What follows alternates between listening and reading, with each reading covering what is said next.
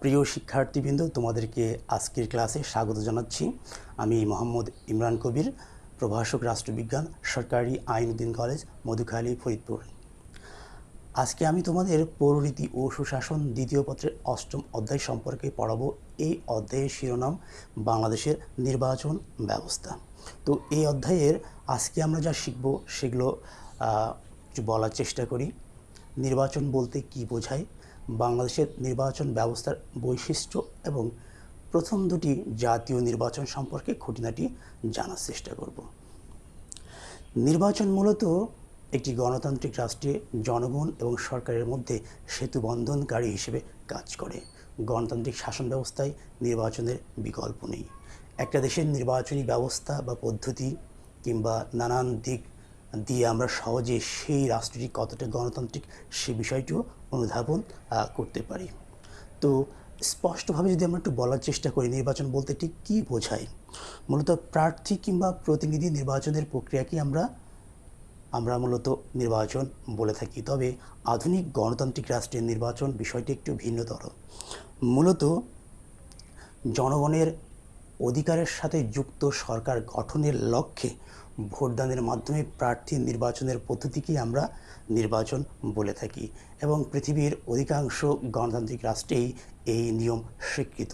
এমনকি গণপ্রজাতন্ত্রী বাংলাদেশের সংবিধানের ২য় ভাগের ১১ নং অনুচ্ছেদে এভাবে বলা হচ্ছে, প্রশাসনের সকল পর্যায়ে নির্বাচিত প্রতিনিধিদের মাধ্যমে জনগণের অংশগ্রহণ নিশ্চিত করা। অর্থাৎ গণপ্রজাতন্ত্রী বাংলাদেশ সংবিধানে গণতান্ত্রিক নির্বাচন কিংবা জনপ্রতিনিধি নির্বাচনের বিষয়টি স্বীকৃত। এবার আমরা একটু বাংলাদেশের নির্বাচন যে প্রক্রিয়া বা পুরা প্রক্রিয়ার যে একটা কিছু বৈশিষ্ট্য আছে, স্বাতন্ত্র্য বোধ আছে, সেই বিষয়টা আমরা একটু ধারাবাহিকভাবে জেনে নেওয়ার চেষ্টা করি। প্রথম যে বৈশিষ্ট্য সেটা হলো যে বাংলাদেশের সরকার ব্যবস্থা মূলত একটি গণতান্ত্রিক সরকার ব্যবস্থা, অর্থাৎ গণতান্ত্রিক নির্বাচনী প্রক্রিয়ার মাধ্যমে ভোটদান কিংবা নির্বাচন পদ্ধতি বাংলাদেশে স্বীকৃত। দ্বিতীয় যে বিষয়টি এখানে আসবে সেটা হলো যে সর্বজনীন ভোটাধিকার, অর্থাৎ ধর্ম, বর্ণ, নারী, পুরুষ ভেদে বয়স্ক অর্থাৎ প্রাপ্তবয়স্ক মানুষেরাই বা জনগণই কিন্তু ভোটদান করতে পারবে, সেটাও এই নির্বাচনী প্রক্রিয়ার বৈশিষ্ট্যের মধ্যেই পড়ে। তৃতীয়ত আমরা দেখি যে এক ভোট এক ব্যক্তি, অর্থাৎ বাংলাদেশের নাগরিকরা একটিমাত্র ভোট প্রয়োগ করতে পারবে সাধারণ নির্বাচনের ক্ষেত্রে। আমরা বলছি যেহেতু আমাদের আজকের আলোচনার বিষয় আলটিমেটলি সাধারণ নির্বাচন কিংবা জাতীয় নির্বাচন। চতুর্থ যে বৈশিষ্ট্যটা আসবে সেটা হলো যে গোপন ব্যালটের মাধ্যমে ভোট প্রদান করা, অর্থাৎ যাদের ভোট দেওয়ার অভিজ্ঞতা আছে তারা নিশ্চয় এই বিষয়টা জানবে যে ভোট কেন্দ্রে একটা নির্দিষ্ট কক্ষের মধ্যে গোপন একটা জায়গায় এই ভোটদান প্রক্রিয়া সম্পন্ন হয়ে থাকে। পঞ্চমত, বাংলাদেশের যে নির্বাচন পদ্ধতি সেটা মূলত প্রত্যক্ষ পদ্ধতি। সেটা কীরকম, আজকের আলোচনার বিষয়ই যেহেতু জাতীয় নির্বাচন, তো জাতীয় নির্বাচনে আমরা যে সমস্ত মেম্বার্স অফ পার্লামেন্টেরিয়ানদেরকে নির্বাচন করে থাকি সেখানে তাদেরকে কিন্তু জনগণ সরাসরিভাবে ভোটদানের মাধ্যমে নিয়োগ করে থাকে, অর্থাৎ অন্য কোনো পরোক্ষ প্রক্রিয়ার মাধ্যমে এখানে মেম্বার্স অফ পার্লামেন্ট নির্বাচিত হন না, সেই কথাটা এখানে বলা হচ্ছে। এরপরে যে বৈশিষ্ট্য সেটা হলো যে বাংলাদেশে একক প্রতিনিধিত্বশীল নির্বাচনী এলাকা বিদ্যমান, অর্থাৎ বাংলাদেশ রাষ্ট্রকে পুরো ৩০০টি এলাকায় নির্বাচনী এলাকায় বিভক্ত করে তারপরে প্রতিনিধি মনোনয়নের মাধ্যমে জনগণ ভোট দিয়ে থাকে, তারপরেই তারা জাতীয় সংসদে যায়। বিষয়টা এটা একটা প্রক্রিয়া, আর অন্য কোনো প্রক্রিয়ার মাধ্যমে কিন্তু জাতীয় সংসদে যাওয়ার নজির তেমন দেখা যাচ্ছে না।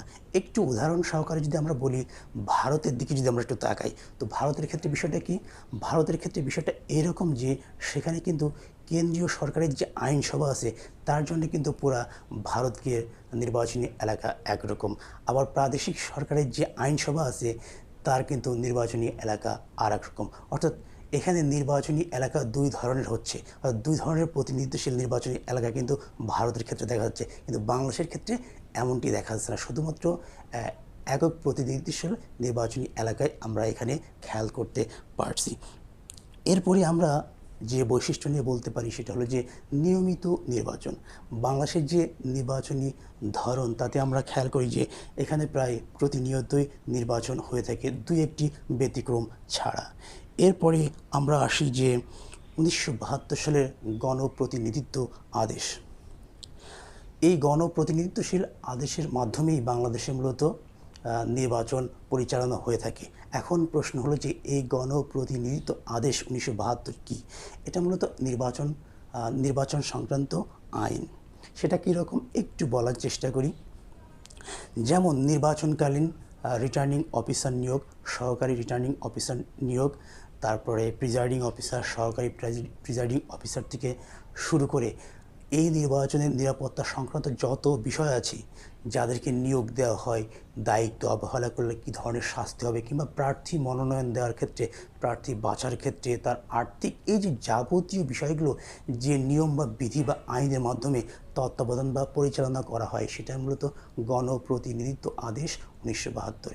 এই গণপ্রতিনিধিত্ব আদেশ মোট 16 বার সংশোধন করা হয়েছে। বিভিন্ন অনুচ্ছেদে প্রায় 211 জায়গায় এই সংশোধন নিয়ে আসা হয়েছে। সর্বশেষ আমরা খেয়াল করে দেখব যে ব্যালট পেপারের মাধ্যমে ভোটের সাথে সাথে ইলেকট্রনিক ভোটিং মেশিনও ভোট প্রদানের ক্ষেত্রে ব্যবহার করা যাবে, সেটাও কিন্তু এই গণপ্রতিনিধিত্ব আদেশ 1972 সংশোধন করেই কিন্তু যুক্ত করা হয়েছে। আশা করি তোমরা এই বিষয়টি বুঝতে পেরেছ। এরপরে আরেকটি বৈশিষ্ট্যটা এরকম যে নির্বাচন পরিচালনার জন্য বাংলাদেশে একটি নির্বাচন কমিশন আছে। তাত্ত্বিকভাবে বলা হচ্ছে সেটা স্বতন্ত্র, নিরপেক্ষ এবং সুষ্ঠু নির্বাচন পরিচালনা করে থাকে। মোটা থেকে এই হলো বাংলাদেশে নির্বাচন ব্যবস্থার বৈশিষ্ট্য। এছাড়াও যদি আরও দুই একটা বৈশিষ্ট্যের কথা বলি, যেমন নির্বাচন পূর্ববর্তী সময়ে একটা উত্তেজনা বিরাজ করে এবং নির্বাচন পরবর্তী সময়েও কিন্তু বিরাট উত্তেজনা বিরাজ করে এবং সংঘর্ষে রূপ নেয়। ক্ষমতাসীন দল যারা প্রধান বিরোধী দল হয়ে ওঠে বা সমকক্ষী, তাদেরকে দমন এবং নিপীড়নের এটা বিরাট চেষ্টা কিন্তু আমরা এই লক্ষ্য করে থাকি নির্বাচন পরবর্তী সময়ে। এটাও কিন্তু বৈশিষ্ট্যের মধ্যেই পড়ে। উল্লেখযোগ্য বৈশিষ্ট্যগুলো বললাম। এইবার আমরা যে বিষয় নিয়ে আলোচনা করব সেটা এরকম। আমি আগেই সম্ভবত বলেছি যে বাংলাদেশে এই পর্যন্ত জাতীয় নির্বাচন হয়েছে মোট 10টি। আজকে আমরা 2টা নির্বাচন নিয়ে আলোচনা করব। তো প্রথম যে নির্বাচন হয়েছিল সেটা নিয়ে একটু বলার চেষ্টা করি। 1973 সালের 7ই মার্চ বাংলাদেশের প্রথম জাতীয় সংসদ বা সাধারণ নির্বাচন অনুষ্ঠিত হয়। সেই নির্বাচনের কতগুলো উল্লেখযোগ্য দিক একটু বলে রাখা বিশেষ প্রয়োজন।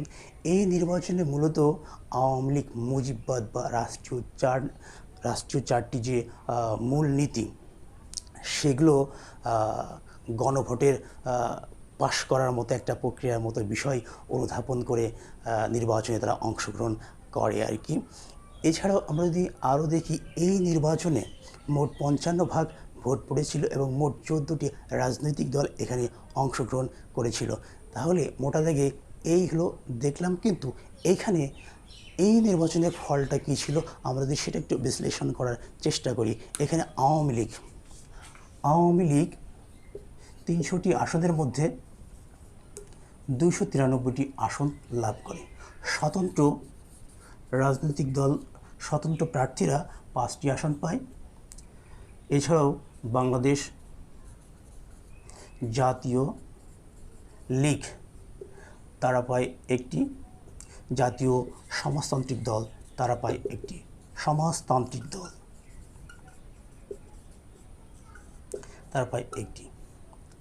এই মোটা দাগে 300টি আসন। তো এখানে একটু ব্যাখ্যা করার প্রয়োজন আছে।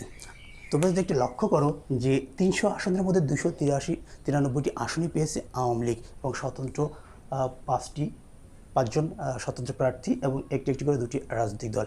এছাড়াও ন্যাশনাল আওয়ামী পার্টি, মুজাফফর এবং ভাসানী তারা নির্বাচনে অংশগ্রহণ করেছিল, ভোট পেয়েছিল, কিন্তু জাতীয় সংসদে কোনো আসন পায়নি। এছাড়া বাকি দলগুলো কিন্তু ভোট হয়তো বা অল্প একটু পেয়েছে কিন্তু আসন পায় নাই। এটা কিন্তু এই নির্বাচনের উল্লেখযোগ্য দিক। তবে আমরা একটু তাৎপর্য ও গুরুত্ব বিশ্লেষণ করি। স্বাধীনতা পরবর্তী সময়ে একটা যুদ্ধ বিধ্বস্ত দেশ যে সংবিধান প্রণয়নের পরপরই যে নির্বাচন দিতে পেরেছি, এটা কিন্তু বিরাট একটা বড় ব্যাপার বাংলাদেশের নির্বাচনের ইতিহাসে। এটা একটা দিক। আর একটা বিশ্লেষণ হলো, তোমরা খেয়াল করছো যে আওয়ামী লীগ যে বিশাল একটা সংখ্যাগরিষ্ঠতা পেয়েছে, তার মানে সত্যিকার অর্থে এখানে কোনো বিরোধী দল কাজ করছে না। বিরোধী দল তো নাই এক সেন্সে। কিন্তু আমরা এটা জানি যে নির্বাচনে অর্থাৎ গণতান্ত্রিক প্রক্রিয়ায় বিরোধী দল অত্যন্ত গুরুত্বপূর্ণ। বিরোধী দল শ্যাডো ক্যাবিনেট গঠন করে বর্তমান সরকারের বিভিন্ন কাজের প্রশংসা করে, সাথে সাথে সমালোচনা করে, সহযোগিতা করার একটা মানসিকতা তৈরি করে। বিরোধী দল না থাকলে একটু সমস্যাই হয় আর কি এই গণতান্ত্রিক নির্বাচনী ব্যবস্থায়। আমরা এই দুটি দিক কিন্তু এই 1973 সালের নির্বাচনে লক্ষ্য করে থাকছি। এরপরে আমরা যাব হলো বাংলাদেশের ইতিহাসের দ্বিতীয় যে নির্বাচন, সেই নির্বাচনটি হয় মূলত 1979 সালে।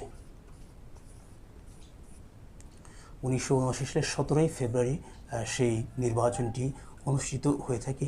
এই নির্বাচনে আমরা কয়েকটি গুরুত্বপূর্ণ কথা বলতে পারি, যেমন এই নির্বাচনে 29টি রাজনৈতিক দল কিন্তু দুঃখিত 39টি রাজনৈতিক দল এই নির্বাচনে অংশগ্রহণ করে এবং এখানে ভোট পড়ে 50.95%।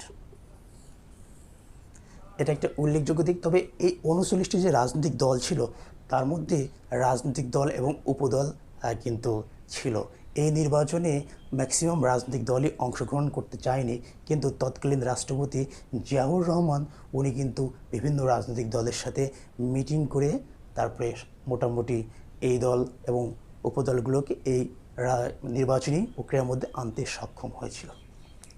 তো এই নির্বাচনের যে ফলাফল, সেটা যদি আমরা একটু বিশ্লেষণ করার চেষ্টা করি, সেখানে দেখব যে বিএনপি, বাংলাদেশ ন্যাশনালিস্ট পার্টি বা বাংলাদেশ জাতীয়তাবাদী পার্টি, তারা 300টি আসনের মধ্যে 207টি আসন পায় এবং 39টি আসন পায় বাংলাদেশ আওয়ামী লীগ মালেক। এছাড়াও বিভিন্ন স্বতন্ত্র এবং অন্যান্য ছোটোখাটো রাজনৈতিক দলগুলো বাকি আসন পায়।